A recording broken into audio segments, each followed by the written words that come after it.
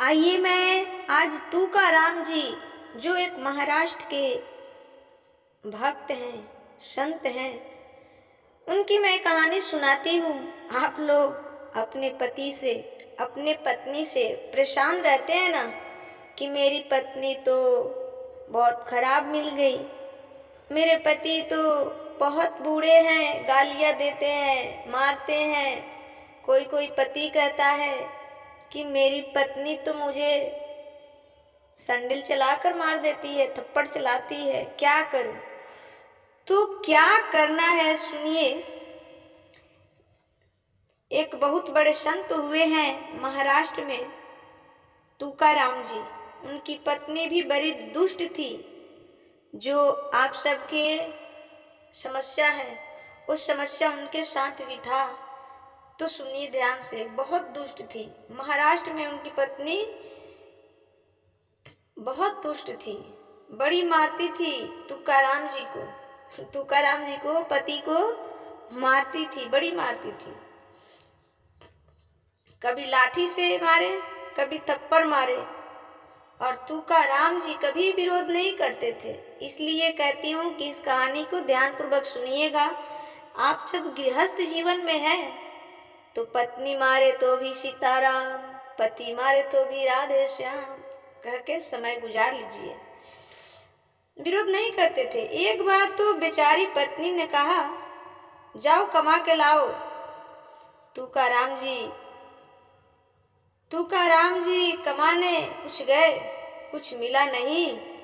कमाने गए तो कुछ मिला नहीं, तो खेत में गन्ने कट रहे थे, तो वहां गन्ने कटवाए तो किसान ने 2-5 गन्ने के डंडे दे दिए। तुकाराम से कहा, चूस लेना। गन्ने के डंडे लेकर चले, रास्ते में बच्चे मिल गए। किसको? तुकाराम जी को। बाबा जी गन्ना दो। वो तुकाराम जी बड़े संत आदमी थे, बांट दिया। लो गोपाल जी, लो राधा रानी, लो विठल नाथ जी, लो, सब दे दिया। अब एक डंडा बचा। पत्नी ने कहा, कमा कर लाए। जब घर गए तो पत्नी ने कहा कि कमा कर लाए, तो आगे डंडा बढ़ा दिया। तुकाराम जी ने आगे डंडा बढ़ा दिया, ये लाया हूँ। अच्छा, पत्नी को लगा ये बांस का डंडा है, अच्छा मुझे डंडा दिखा रहे हो। तो छुड़ाया डंडा तुकाराम जी से और दिया तुकाराम जी के पीठ में। हमें मारोगे? ले मार उस डंडे से। वो पत्नी ने जोर से डंडा मारा तो गन्ने का डंडा टूट गया था, 2 हो गया।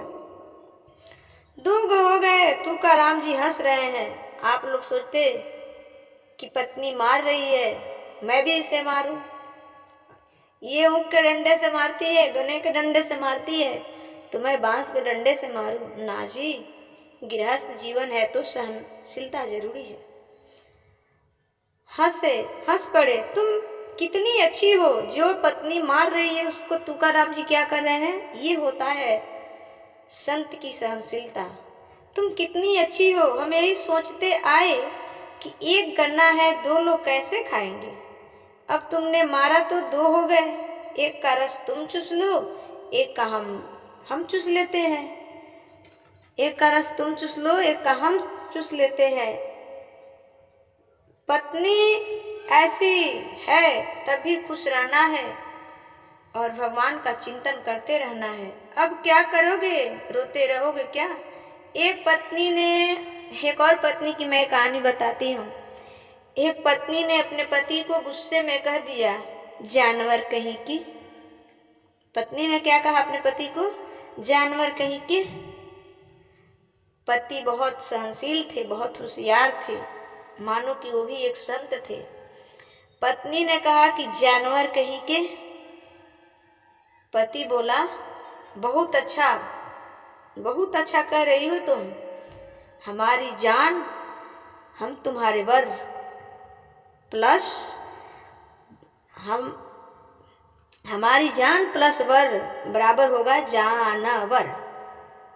ना झगड़ा करने के भी बहुत बहाने हैं और झगड़ा करने के भी बहुत बहाने हैं। आपको गृहस्थी में झगड़ा करके रहना है कि बिना झगड़ा के जिंदगी जीना है।